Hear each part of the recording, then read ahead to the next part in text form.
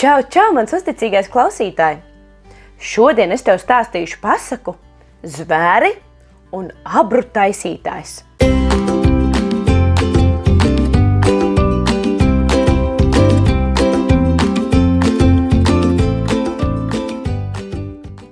Pirms es sāku stāstīt pasaku, es vēlos noskaidrot, vai tu zini, kas ir abra.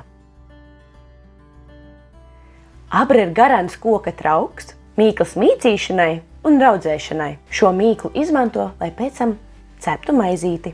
Reiz dzīvoja kāds vecītis, nabadzīgs vecītis, kuram brīžam bija tā, ka nebija ko ēst. Šis vecītis izgatavoja abras. Kādu dienu pie viņa ieradās kāds bagāts kungs un teica: vai tu lūdzu izgatavotu man abru? Par to es pēc tam tev iedošu maizi. Vecītis teica: jā, nav nekāda problēmu. Būs tev abra. Izgatavošu. Vecītis izgatavoja lielu abru. Šī tik lielu. Un nesa to kungam. Bet zini, kas ir? Tā diena bija tik karsta, un vecītim jau tas spēks ar vairs nebija tik daudz. Nešana bija grūta, bet pagājis labu gabalu, viņš ieraudzīja tur tālumā varenu ozolu. Un zem ozola tāda ēna, kurā varētu patvērties no karstās dienas. Nokļuvis līdz ozolam, vecītis noņēma abru no pleciem un izdomāja: šeit tāda laba vietiņa, kurā varētu atpūsties. Vecītis nodomāja: pakulēšu te nedaudz, atgūšu savus spēkus, un tad jau varēšu doties tālāk. Tā nu vecītis apsēdās zemē, noslaucīja savus sviedrus,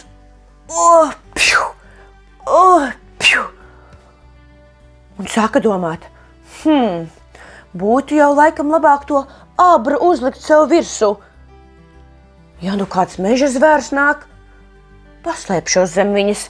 Un tā nu vecītis palīdz zem abras, aiztaisīja acis ciet un aizmiga.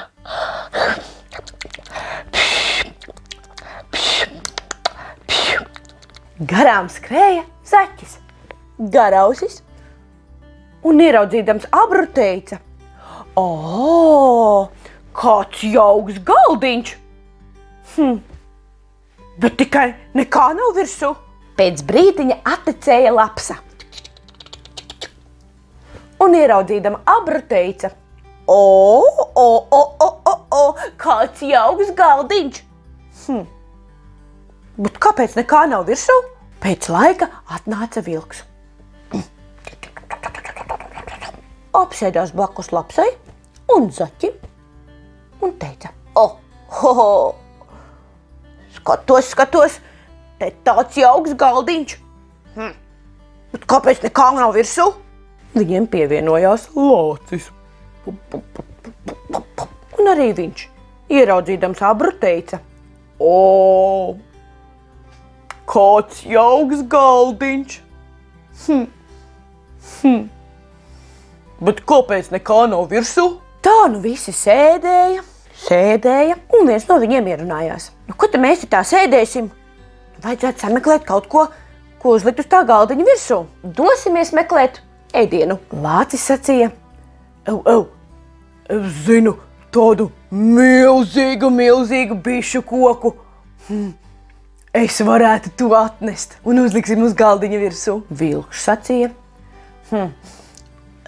es tur kaimiņu kūtī redzēju brangu aunu. Es varētu to atnest un uzliksim uz galdiņa virsū. Lapsa sacīja: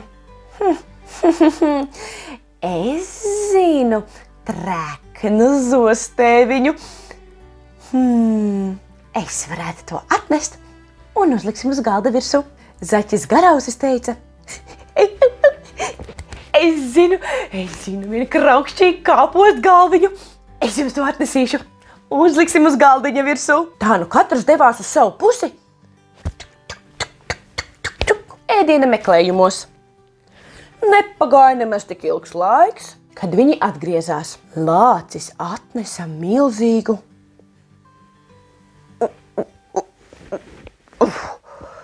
bišu stropu un uzmeta uz Abras virsū.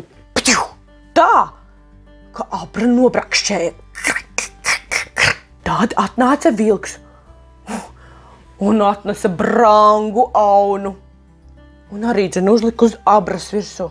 Lapsa atnesa sulīgu treknu zostēviņu. Bet zaķis atnesa kraukšķīgu kāpostgalvu un uzlika uz Abras. Tā nu Abra bija noklāta ar gardu, jo gardu ēdienu. Un visi sāka mieloties.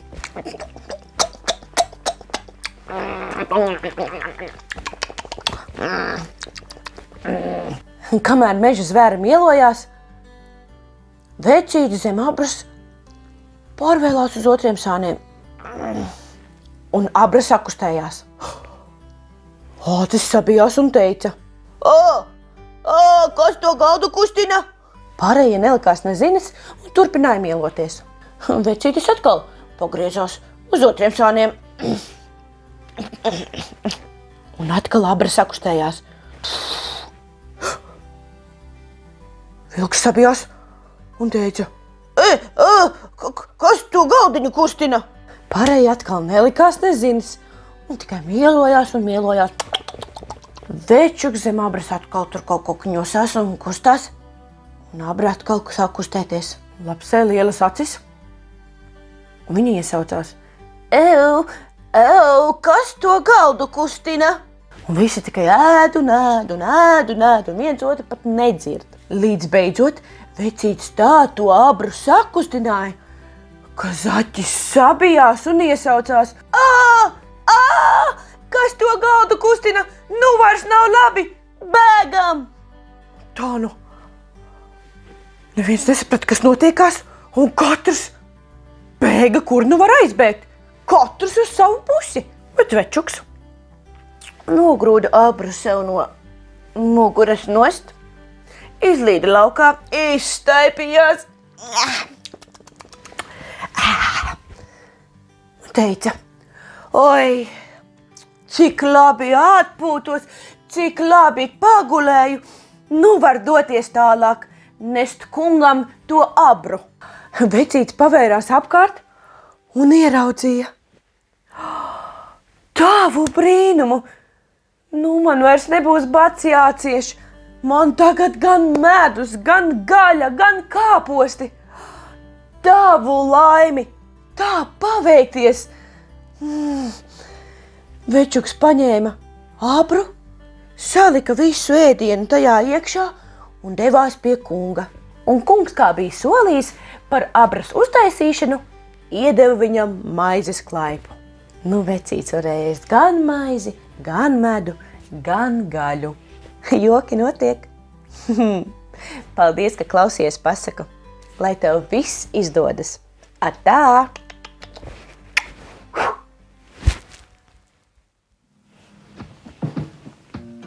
Hei, hei!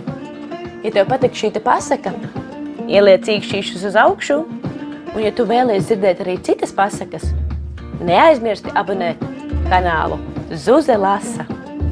Un vēl ieraksti komentārā, kādu pasaku tu gribētu dzirdēt nākamreiz.